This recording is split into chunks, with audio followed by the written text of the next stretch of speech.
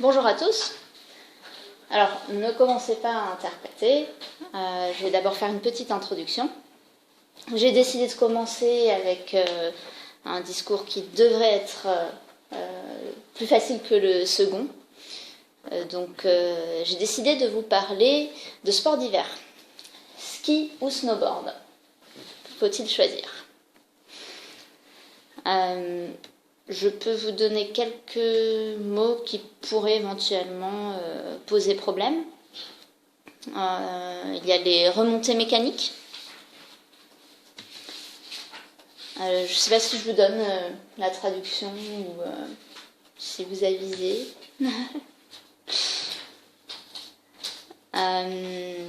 Bon, alors bien entendu, on parle de sport d'hiver. Je pourrais parler de type de neige, neige dure, neige poudreuse. Remontée mécanique, et bien entendu, télésiège. Je vais citer l'Université du Nouveau-Mexique.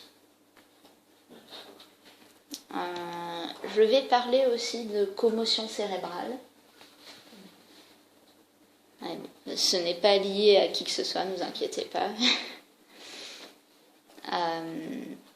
Je vais aussi citer USA Today, un quotidien, et encore le hors-piste. Le hors-piste. Faire du ski hors-piste.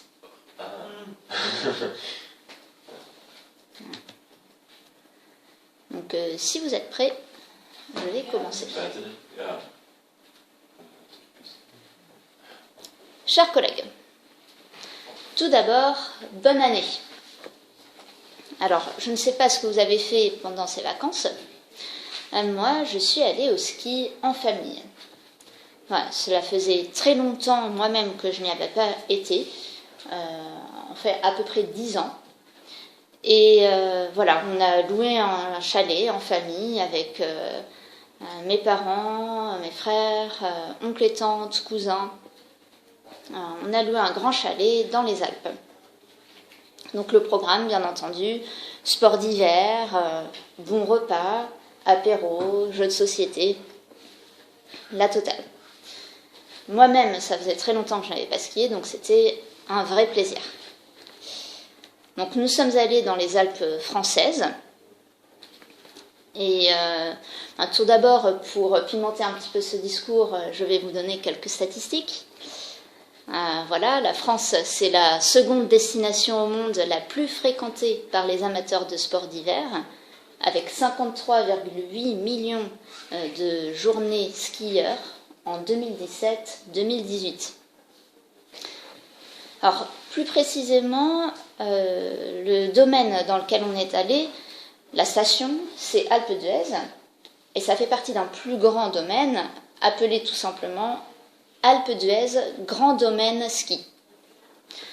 Ce domaine s'étend sur 10 000 hectares.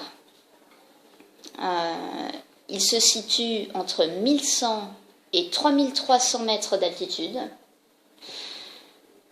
C'est un domaine skiable qui se compose de 133 pistes. Alors, il y a des vertes, des bleues, des rouges. Et ce qui est intéressant, c'est qu'il y a 16 noires. Et il y a 81 remontées mécaniques qui vous emmèneront rapidement au point culminant, le Pic Blanc. Donc, le Pic Blanc, j'y ai été avec ma famille. C'est à 3300 mètres d'altitude.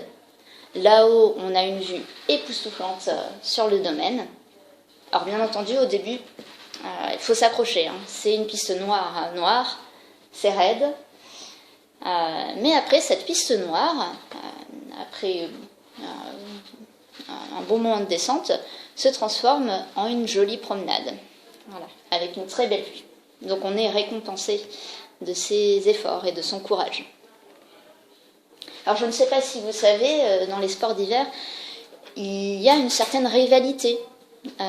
Il y a ceux qui font du ski et ceux qui font du snowboard, notamment. Alors, comment choisir entre ces deux disciplines principales des sports d'hiver? Je vais vous parler de chacune de ces disciplines en donnant les inconvénients et les avantages. Pour commencer avec le ski, alors certes, il y a des inconvénients. La panoplie du skieur est encombrante. Les chaussures sont lourdes, elles sont étroites. Moi-même, dans le magasin de location, il a fallu que je demande qu'on me fasse essayer 3 paires avant de trouver une qui m'allait. Et puis quand il s'agit de se déplacer sur le parking avec ses skis, eh bien, on n'a vraiment pas l'air malin parce qu'on essaie de les porter et puis ils vont dans tous les sens. Bref, je ne vous dis pas le cauchemar. Mais une fois sur les pistes, on a plus de plaisir. Alors, un autre inconvénient, c'est aussi que, alors, ça ne met pas trop longtemps d'apprendre les bases du ski. Par contre, il faut plus de patience pour parfaire sa technique. Alors, qu'est-ce que je veux dire?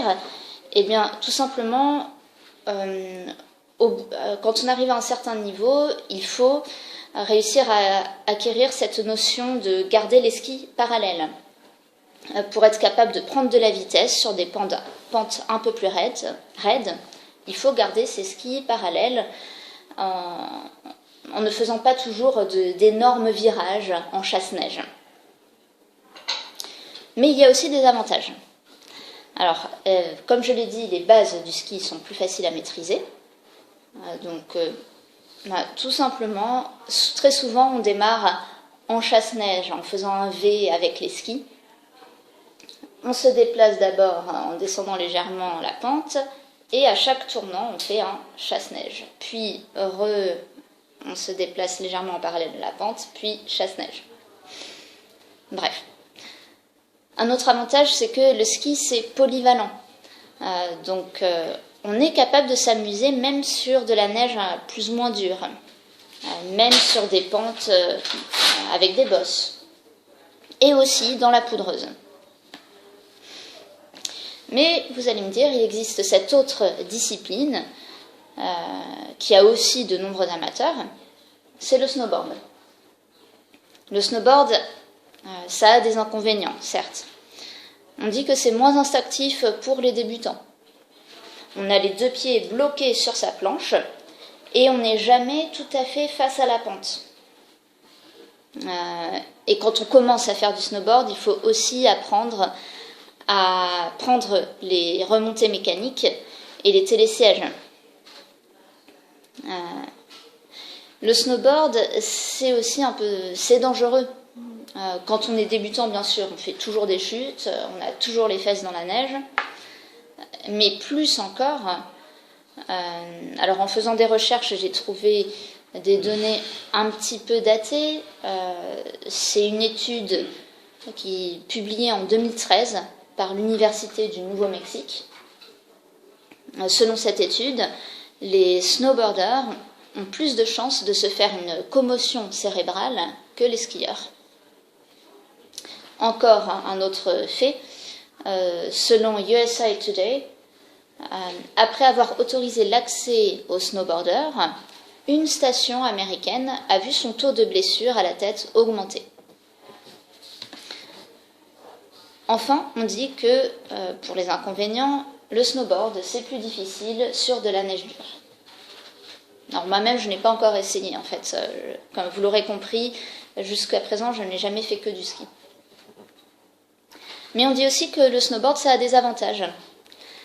L'un des avantages, c'est que une fois passées les premières heures de leçon, les premières chutes, une fois les bases acquises, on peut progresser rapidement et prendre du plaisir. On peut aussi avoir de grandes sensations en faisant du hors-piste.